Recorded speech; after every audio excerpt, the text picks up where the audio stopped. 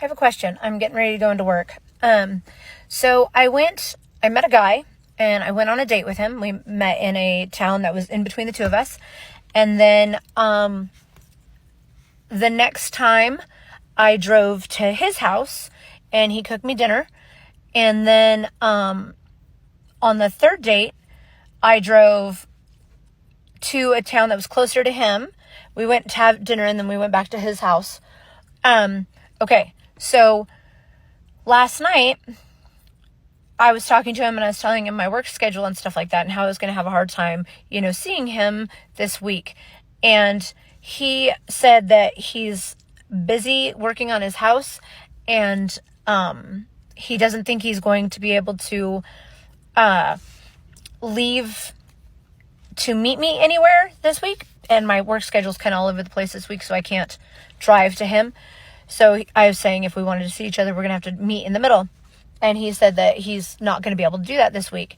So I was like, the hell? Okay. Because last time we talked, you said you would take whatever you could get to see me.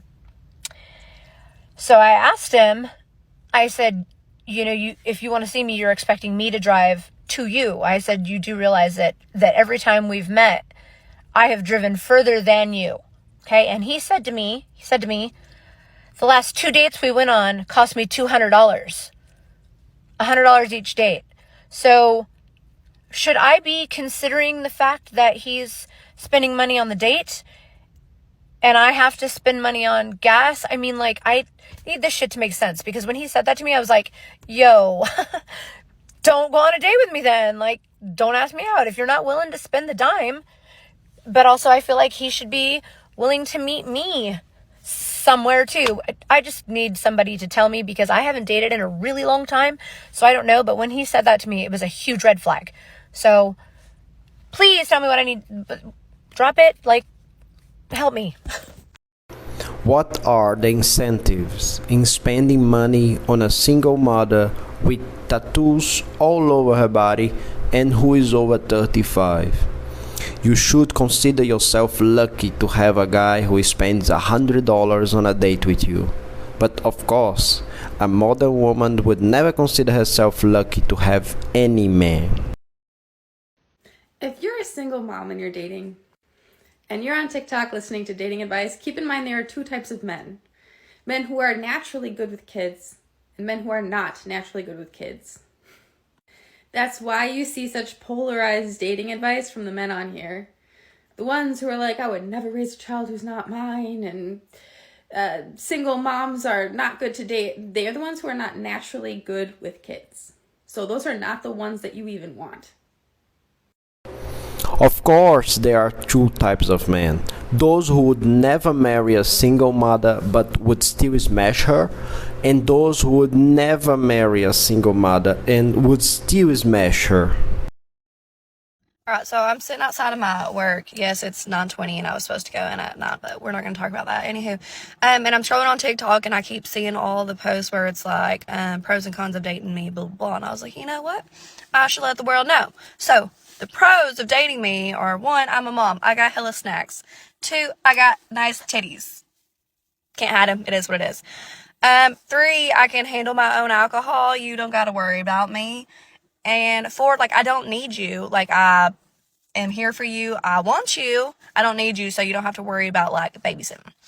The cons of dating me, I have depression, anxiety, ADHD, BPD, barely fucking can do my ABCs sometimes. And just about everything else about me. God, I love it here. This is why I'm single. I don't think that your pro number 2, even though it is very big, can compensate for all your mental problems, along with the fact that you are a single mother who likes to get drunk. And another thing, how does the modern woman think that not needing your man can be a pro? The woman who is feminine shows every day why she needs you by her side.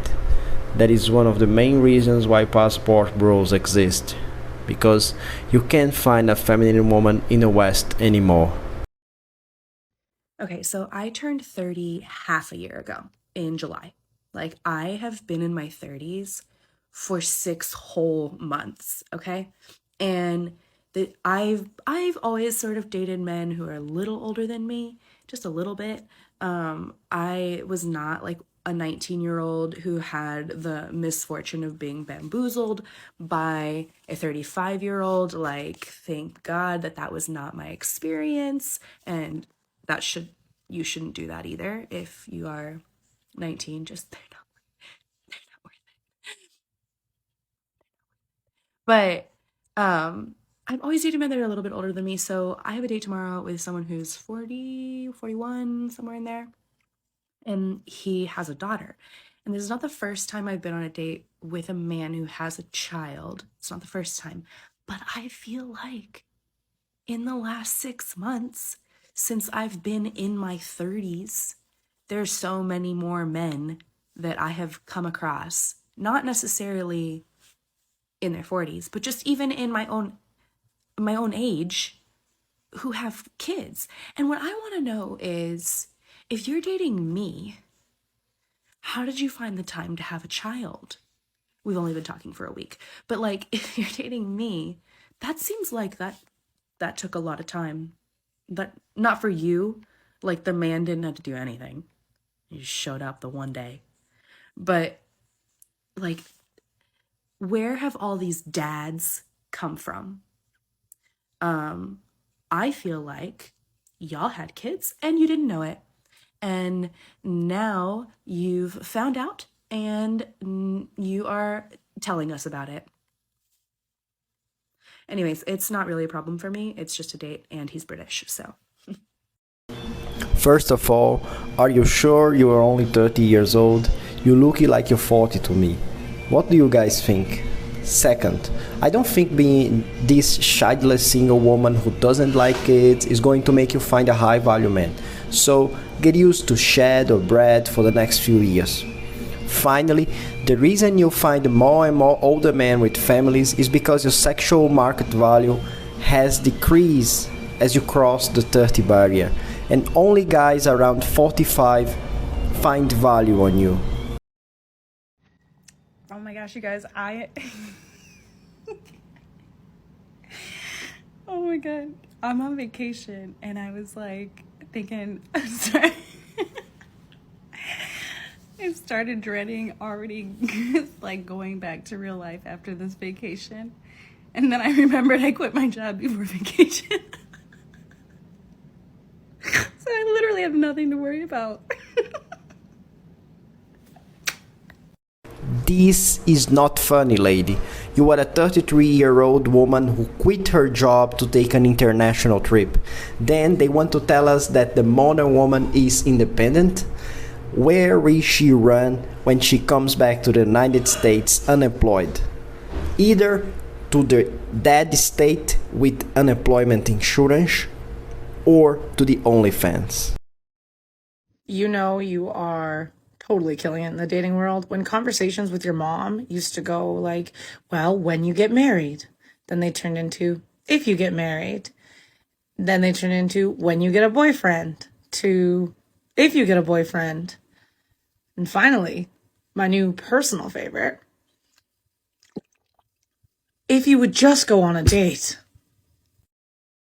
In China, if you're a woman, single, and over 30, you are called 剩女, which means leftover woman in Mandarin. In Cantonese, you are called 羅底橙, 賣剩蔗, and 攝做辣, which means orange at the bottom of the basket, the sugar cane that didn't get sold, and the thing used for filling the gap of the stove. But if you're a man, single, and over 30, you are called 钻石王老五, which means a diamond bachelor in Mandarin. In Cantonese, you're called 筍盤, which means quality real estate. We greatly appreciate your time and interest in our video. Thank you for watching.